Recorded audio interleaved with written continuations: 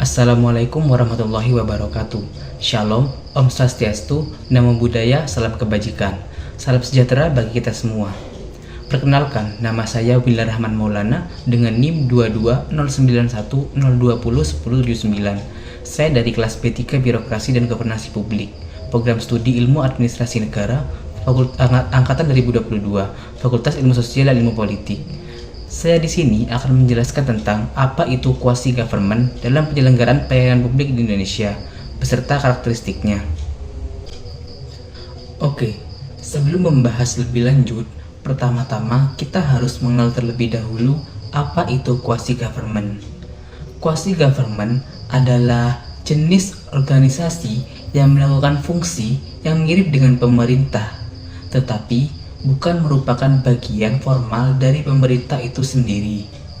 Quasi government biasanya didanai oleh pemerintah, tetapi mereka adalah entitas yang terpisah dan tidak tunduk pada tingkat pengawasan atau kontrol yang sama seperti lembaga pemerintahan. Singkatnya, quasi government ini merupakan gabungan kepemilikan antara pemerintahan dan pihak swasta ataupun dengan perusahaan. Selama ini yang kita kenal, jenis organisasi secara garis besar dipisahkan dalam dua kelompok, yaitu organisasi publik dan organisasi privat. Hingga dalam perkembangannya dari tahun ke tahun, muncul istilah baru dalam organisasi. Salah satunya adalah hybrid organization atau organisasi hibrida. Salah satu organisasi hibrida di Indonesia adalah PT Pertamina. Pertamina adalah perusahaan minyak dan gas bumi yang dimiliki oleh negara Indonesia. Singkatnya, Pertamina ini merupakan badan usaha milik negara atau BUMN yang bergerak di sektor energi, khususnya dalam eksploitasi, produksi dan distribusi minyak bumi, gas alam, dan produk-produk petrokimia. Sebagai perusahaan energi nasional, Pertamina memainkan peran strategis dalam memastikan ketersediaan energi bagi masyarakat Indonesia, serta berkontribusi besar pada pembangunan ekonomi negara. Lantas, mengapa Pertamina dapat dikatakan sebagai organisasi hibrida? Meskipun tidak secara langsung dikelola oleh pemerintah, PT Pertamina sendiri memiliki kewajiban terhadap pemerintahan, seperti pemenuhan kebutuhan energi nasional meliputi memastikan ketersediaan dan distribusi energi, termasuk minyak bumi dan gas, untuk mendukung kebutuhan energi nasional, serta mempunyai kewajiban untuk mematuhi kebijakan pemerintah terkait harga BBM atau bahan bakar minyak dan kebijakan energi lainnya yang ditetapkan untuk mendukung stabilitas ekonomi dan keberlanjutan sektor energi. Tujuan dari perusahaan Persero dalam hal ini Pertamina ini adalah untuk mengusahakan keuntungan berdasarkan prinsip pengelolaan perusahaan secara efektif dan efisien, serta memberikan kontribusi dalam meningkatkan kegiatan ekonomi untuk kesejahteraan dan kemakmuran rakyat. Ketika ketersediaan energi seperti bahan bakar minyak untuk kendaraan, LPG ataupun gas alam lain ini sepenuhnya dikuasai oleh perusahaan swasta, maka yang terjadi, harga dan ketersediaan dari bahan bakar ini akan sulit terkontrol. Alhasil, kenaikan bahan bakar dan energi akan terjadi di mana-mana, karena sepenuhnya dipegang oleh swasta, yang notabene untuk meraih keuntungan dan meminimalisir kerugian, bukan yang tujuannya untuk kesejahteraan rakyat. Disinilah peran Pertamina hadir untuk mencegah hal tersebut terjadi. Dengan hadirnya Pertamina ini, harga bahan bakar minyak menjadi terkontrol dengan baik, ketersediaan dan distribusi berjalan lancar, serta hasil akhir yang memiliki dampak baik bagi jalannya perekonomian negara.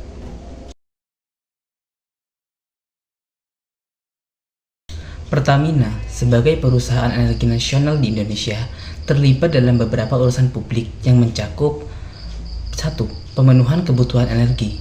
Pertamina bertanggung jawab memastikan ketersediaan energi yang mencukupi untuk memenuhi kebutuhan masyarakat, industri, dan sektor lainnya di Indonesia.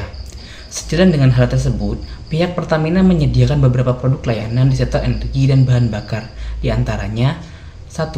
Bahan bakar minyak atau BBM. Pertamina menyediakan berbagai jenis bahan bakar minyak, seperti bensin, solar, dan juga aftur. Kedua, produk petrokimia, seperti pupuk, polimer, dan produk kimia lainnya. Yang ketiga adalah pelumas dan oli. Pertamina memproduksi dan mendistribusikan pelumas dan oli untuk mesin, kendaraan, dan industri. Yang keempat adalah jasa kilang dan pengolahan minyak. Pertamina memiliki kilang minyak dan fasilitas pengolahan untuk memproses minyak bumi menjadi produk-produk yang siap digunakan. 5. Layanan bahan bakar untuk transportasi. Melalui stasiun-stasiun pengisian bahan bakar atau SPBU yang tersebar di seluruh daerah di Indonesia, Pertamina menyediakan layanan bahan bakar untuk kendaraan bermotor. Yang keenam adalah gas cair atau LPG. Pertamina menyediakan gas cair untuk kebutuhan rumah tangga, industri, dan sektor komersil. Jenis gas LPG yang tersebar di pasaran cukup beragam, mulai dari gas LPG 3 kg atau yang biasa dikenal dengan gas melon, gas LPG 12 kg, bright gas, dan juga LPG is. Urusan publik selanjutnya yang diselenggarakan oleh Pertamina adalah menjaga stabilitas harga dan pasokan energi. Melalui distribusi bahan bakar minyak atau BBM, Pertamina berupaya menjaga stabilitas harga dan pasokan energi untuk mendukung perekonomian nasional.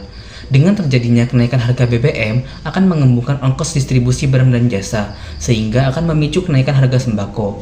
Pada akhirnya, hal ini juga akan memicu meningkatnya angka inflasi. Pertamina juga melakukan pengawasan agar ketersediaan pasokan BBM dan gas LPG terjaga di level aman untuk memenuhi kebutuhan masyarakat. Di sisi lain, untuk menjamin kelancaran distribusi BBM, Pertamina juga telah mengidentifikasi jalur rawan kemacetan dan mengambil langkah antisipasi agar distribusi BBM tidak terhambat.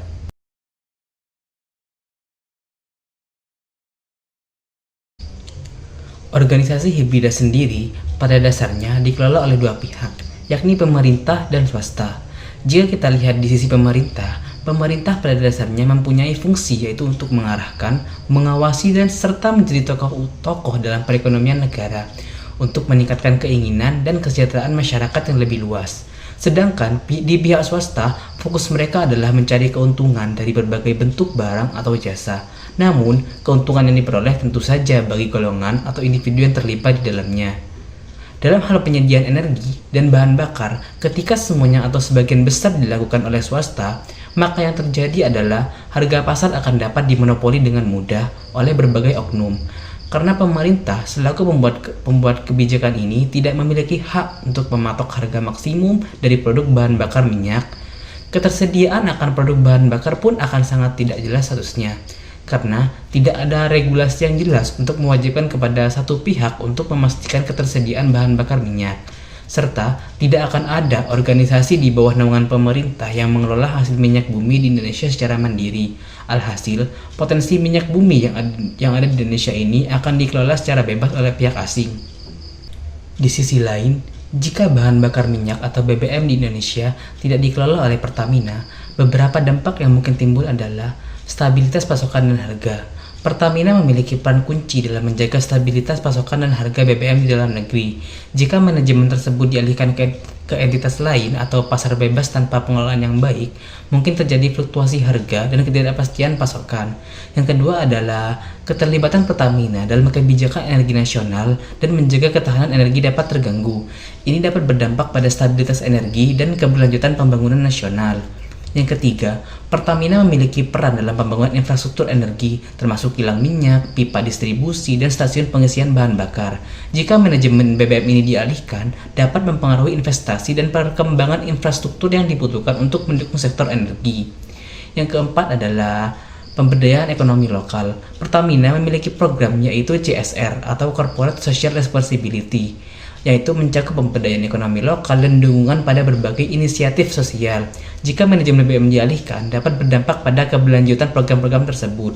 Yang kelima, penanganan krisis dan darurat energi. Pertamina memiliki peran dalam menangani krisis dan darurat energi.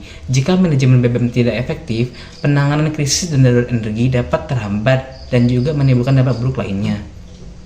Sekian pemaparan dari saya, kurang lebihnya mohon maaf. Terima kasih. Wassalamualaikum warahmatullahi wabarakatuh.